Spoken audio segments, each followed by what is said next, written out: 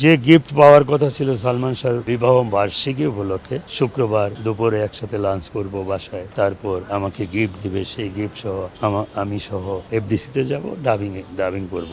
কিন্তু সে ভাগ্য আর আমার হয়নি।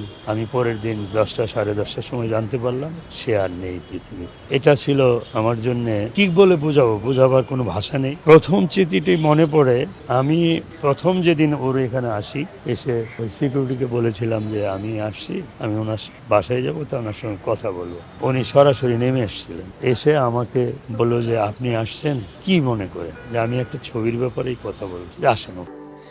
স্যান্ডেলিনা সো, রূপচর্চায় আভিজাত্য। ওপরে গেলাম, বসলাম, তার সঙ্গে ছবি নিয়ে কথা হলো। কথা প্রসঙ্গে সে আমার ছবিটি করবে না।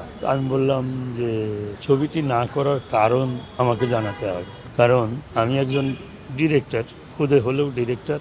আমি আপনাকে কাস্ট করব, আমার ছবির গল্প শুনতে চাইলে শুনবেন, গল্প ভালো না লাগলে বলবেন গল্পটি ভালো হয়নি, আমি করব না। কিন্তু আপনি সরাসরি বললেন আপনার ছবিটি আমি করব না, আমি এটা মেনে নিতে পারলাম না। তারপরে এক কথায় দুই কথায় তার সঙ্গে অনেক বাদ বিতণ্ড হলো। এক পর্যায়ে আমি বললাম যে ইন্ডাস্ট্রিতে দুজন থাকবে না, একজনই থাকবে, সেটা কে ডিসাইড করো, হয় তুমি না হয় আমি। কারণ আমি ইন্ডাস্ট্রিতে এতটা বছর আছি, রাজ্জাক ভাই, আলমগীর ভাই, শাবানা, ববিতা, এরা সবার সাথেই আমার কাজ করা হয়েছে, তার সাথে অবশ্যই আমার কাজ করা ছিল না।